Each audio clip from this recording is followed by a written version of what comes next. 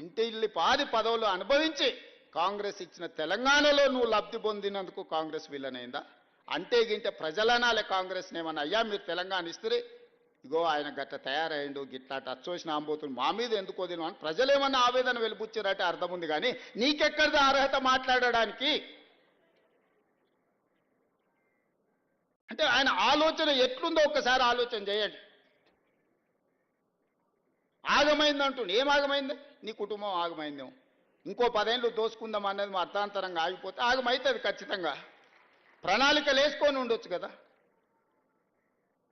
మంది పిల్లలకు ఉద్యోగాలు ఇవ్వలేదు కానీ మీ ఇంట్లో మీ పిల్లల్ని ప్రజలు ఓడగొడితే మళ్ళీ దొడ్డిదారిన తెచ్చి చట్టసభలలో పెట్టలేదా? ప్రజలు చూస్తలేరా? అందుకే కదా మీ ఉద్యోగాల నుంచి తొలగించింది ప్రజలు మిమ్మల్ని. ఇవన్నీ చూసినాక ఓ పెద్ద మనిషిని ఏదో మాట్లాడుతుంటే చెప్పాడు, 100 ఎలుకలు తిన్న పిల్లి తీర్థయాత్రలకు పోయిందంటే నేను మొత్తం మారిపోయినా అని. వరంగల్ సభ గట్లుంది. చేసిన పాపాలన్నీ చేసి వరంగల్ పోయి నేను కడిగేసుకున్నా అని ఆయన అనుకుంటుండు. కడగలేదు, 101 పాపం కూడా అక్కడ చేసి వచ్చిన స్వామి నువ్వు. ఎందుకంటే కాంగ్రెసే తెలంగాణకు విలన్ అనడం ద్వారా. కానీ ఒక్కటి మాత్రం నాకు అర్థమైంది, నా పేరు తీసుకొని కూడా ధైర్యం రాలే.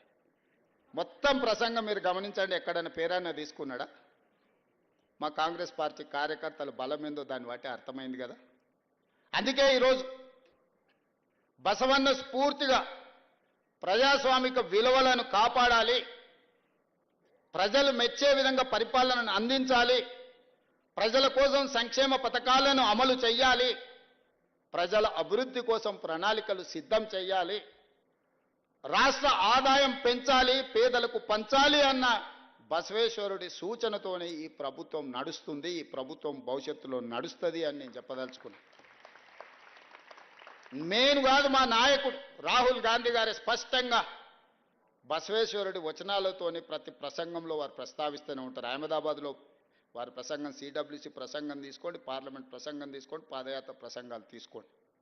అంత గొప్ప స్ఫూర్తినిచ్చిన బసవేశ్వరుడి జయంతి. అదేవిధంగా వీరశైవ లింగాయత్ సోదరులు, నేను ఎమ్మెల్యేగా ఇన్నిసార్లు కొడంగల్లో గెలిచినా అంటే వాళ్ళు సంపూర్ణమైన మద్దతు ఇచ్చినందుకే నేను కొడంగల్ ఎమ్మెల్యేగా ఉన్నా. నా నియోజకవర్గంలో అత్యంత ప్రభావితమైన సమాజం వీరశైవ లింగాయత్ సమాజం. ఈరోజు నేను ఎమ్మెల్యేగా ఉన్నా అంటే పెద్దలు గురునాథ్ రెడ్డి గారు రాలేదు, వారు నాకు సంపూర్ణమైన మద్దతు ఇచ్చినందుకు వారి అనుభవాన్ని దృష్టిలో పెట్టుకొని వారిని పోలీస్ హౌసింగ్ కార్పొరేషన్ చైర్మన్గా ఈరోజు మన ప్రభుత్వం గౌరవించింది. 5 సార్లు ఎమ్మెల్యేగా వారు సేవలు అందించారు. ఎక్కడ కూడా చెడ్డపేరు లేని ఒక పరిపాలన వారు అందించారు. సురేష్ శెట్కర్ గారికి నారాయణఖేడ్ అసెంబ్లీ టికెట్ ఈసారి ఇచ్చి వారిని మంత్రిని చేసుకోవాలి నా మంత్రివర్గంలో నాకు కోరిక ఉండే. అందుకే ఢిల్లీలో మాట్లాడి వారికి